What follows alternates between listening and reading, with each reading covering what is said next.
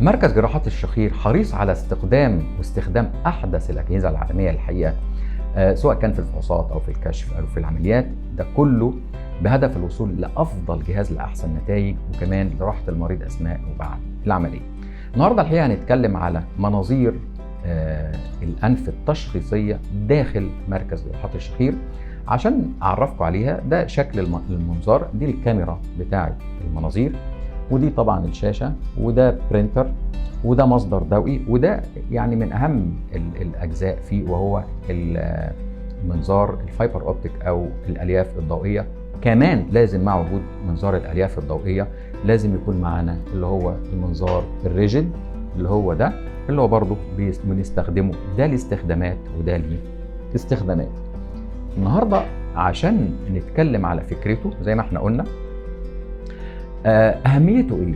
أولاً الكشف العادي بيديني تقريباً 70% من معرفة وفحص وتشخيص المريض، لكن بيبقى عندنا الحقيقة 30% سواء في المنطقة اللي خلف الأنف أو في المنطقة اللي تحت البلعوم وفتحة الفم، دي ما بنقدرش نشوفها الحقيقة. عشان كده التشخيص الصح وعشان نشوف مجرى التنفس مظبوط لازم ناخد فكرة 100% عن كل جزء من أول فتحة الأنف لغاية الحنجرة، وده مهم جدا. الكلام ده كمان لازم يبقى بالعيان لما يشوف التقرير بتاعه، لما يشوف صورته، ولما يشوف مجرى التنفس بتاعه والكلام ده كله بنعمله له طبعا تحت عين العيان نفسه، وبعد ما بنخلص بنطبع له الشكل اللي حضراتكم شايفينه ده، سواء كان بشكل صورة الجزء المتضخم عنده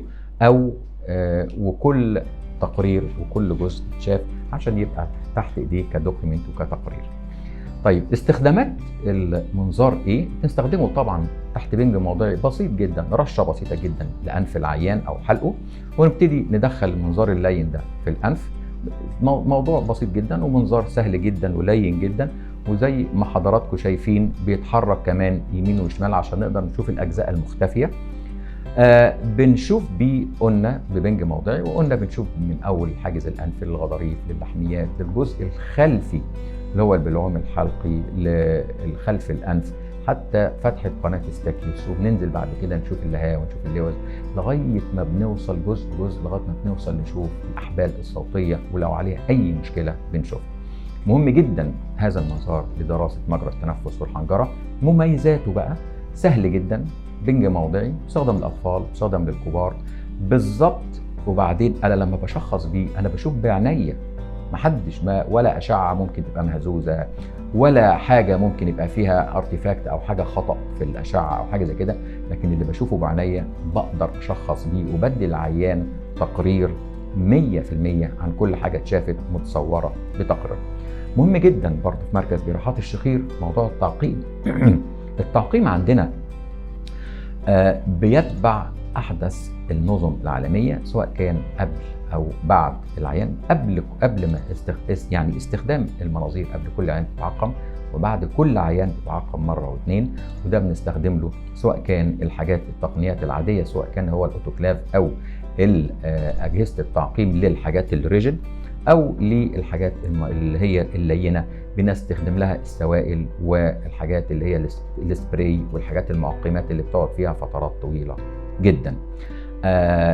يا رب أتمنى إن احنا بمعلومة المناظير جوه مركز جراحات الشخير داخل حجرة الكشف نكون وصلنا لكم ازاي بنكشف وازاي بنوصل للتشخيص الصحيح. وزي ما بنقول عشان نشخص صح لازم نفحص صح.